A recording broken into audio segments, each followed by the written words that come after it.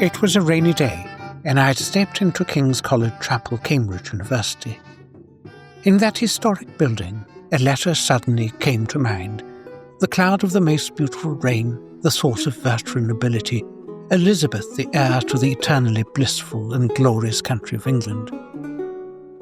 In a letter dated March the 15th, 1579, from Topkapi Palace to St. James's Palace, Sultan Mehmed III addressed Queen Elizabeth I of England with these words, and in return the Queen responded to the Ottoman Sultan as the very majestic and invincible ruler. This correspondence heralded the beginning of trade relations between the two countries. In 1581, a trading company with special powers was established in London by royal decree under the name of the Turkey Company. This would later become the Levant Company.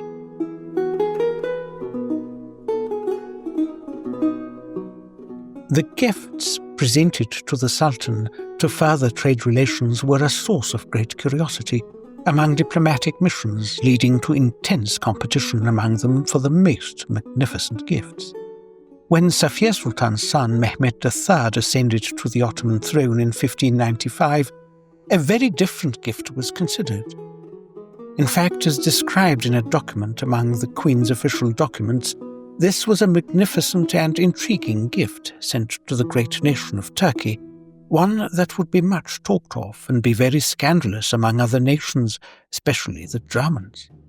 The gift in question was a clockwork organ, a technological marvel of its time, built by the renowned English organ builder Thomas Dallam. Dallam personally shipped this organ to Istanbul, assembled it at Topkapi Palace, and even played it in the presence of the Sultan. All expenses for the organ to be shipped to Istanbul were covered by the Levant Company.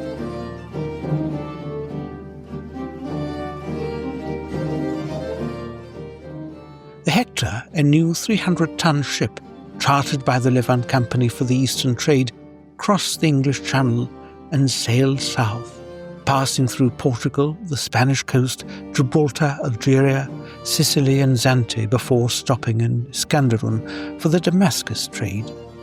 After a journey of approximately 6 months, it arrived in Istanbul in August. Along the way, they were caught in storms, witnessed the lava of Mount Etna, and encountered pirates. More like a warship with its onboard cannons than a merchant ship, Hector successfully resisted them all. During the voyage, it was discovered that the organ's pipes had been severely damaged, but Dallam and his assistants quickly completed the necessary repairs. Dallam's clock organ, approximately 3 meters high and 1 meter 80 centimeters wide, was decorated with gold leaf and precious stones. The instrument had 9 movements. The clock displayed the daily positions of the moon and sun, chimed at each quarter, and the rooster at the top crowed on the hour. The bells also chimed, and the 8 statuettes on top turned to greet the Queen, who responded with her scepter. However, the Queen figure was likely abandoned during the design phase.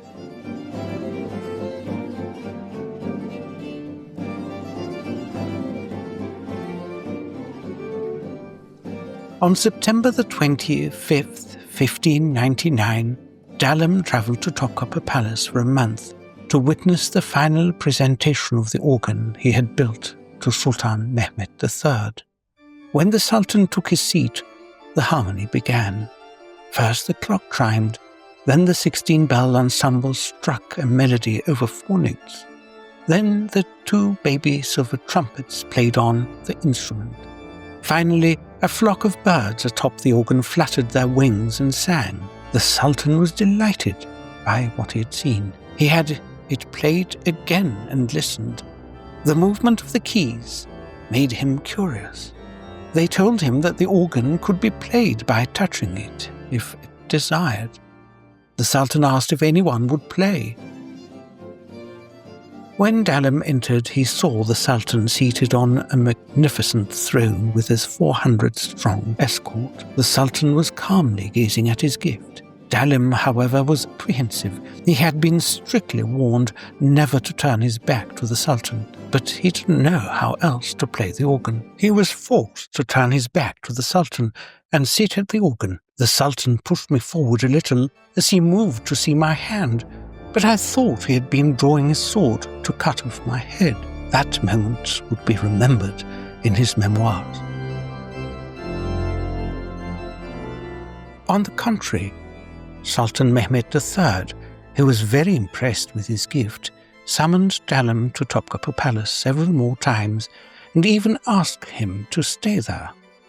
However, the English master, making the excuse that his wife and children were waiting for him in his country, returned to England by road from Istanbul at the first opportunity. Dallam's organ, however, was shattered to pieces by Ahmed I, who succeeded Mehmed III. With a battle-axe he personally wielded, and he ordered the fragments to be burned to ashes.